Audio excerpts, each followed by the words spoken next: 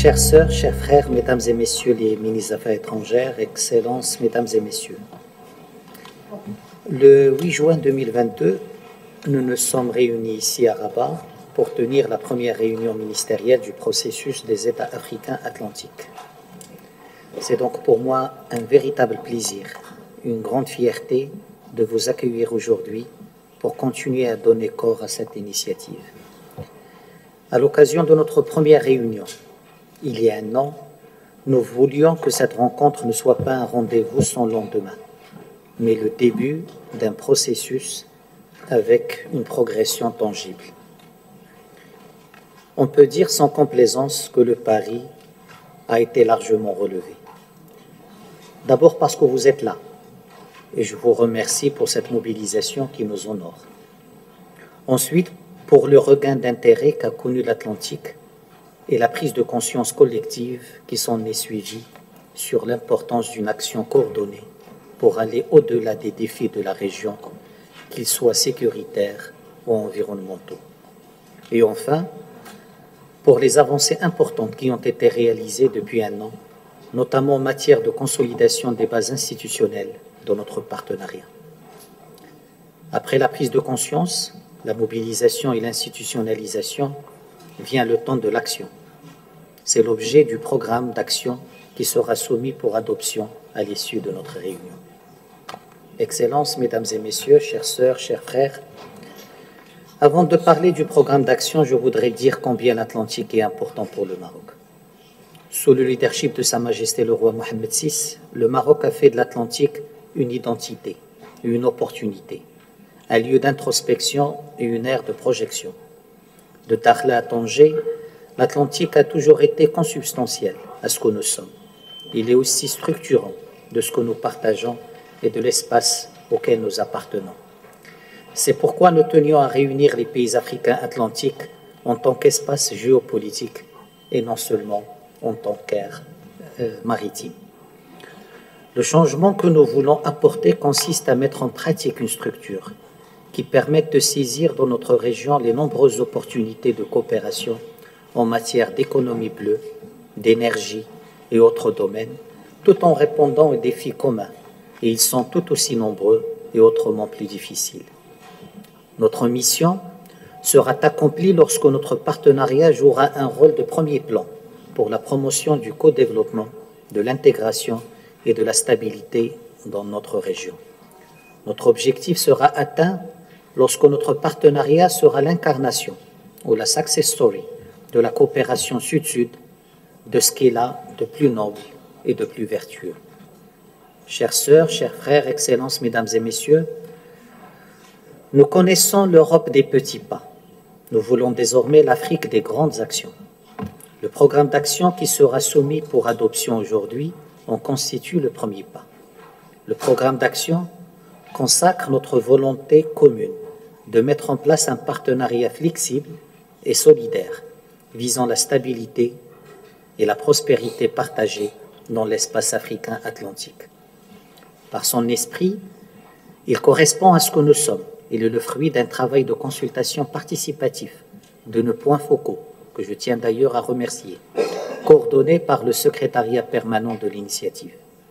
Par ses objectifs, il incarne ce que nous voulons être, et ce à quoi nous aspirons, à savoir, premièrement, refléter d'une manière cohérente et holistique les trois piliers de notre partenariat, que sont le dialogue politique et de sécurité, la promotion de la coopération dans les domaines de l'économie bleue et la connectivité maritime et de l'énergie, et la protection et la conservation de l'environnement marin.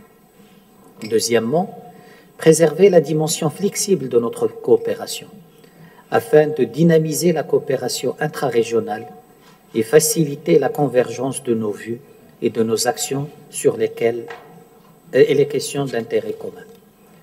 Et troisièmement, faciliter la concertation et l'unification des positions dans les instances internationales et dans nos efforts de coopération avec nos partenaires internationaux. Par ailleurs, ce programme d'action devrait trouver une articulation concrète dans les cadres des plans d'action des trois groupes thématiques de notre partenariat, dont les chefs de file, que je salue vivement, sont le Cap-Vert, le Gabon et le Nigeria.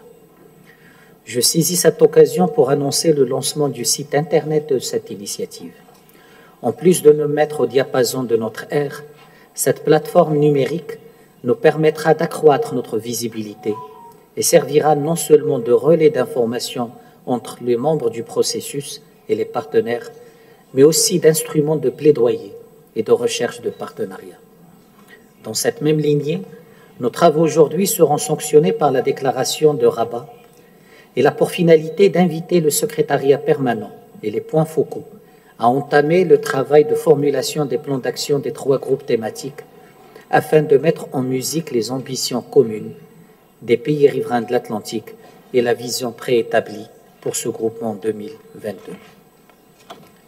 Excellences, Mesdames et Messieurs, appartenir à la fois à l'Afrique et à l'Atlantique, ce n'est pas devoir choisir entre l'un et l'autre, ou pâtir des enjeux que traversent l'un et l'autre. C'est au contraire disposer de la richesse d'une double appartenance géographique et géopolitique et se poser en trait d'union entre plusieurs continents. Ce que je veux dire par là, et je me réfère ici à notre première déclaration, celle de Rabat de 2022, c'est que notre partenariat doit aussi s'ouvrir sur d'autres initiatives et d'autres partenaires dans l'Atlantique et ailleurs.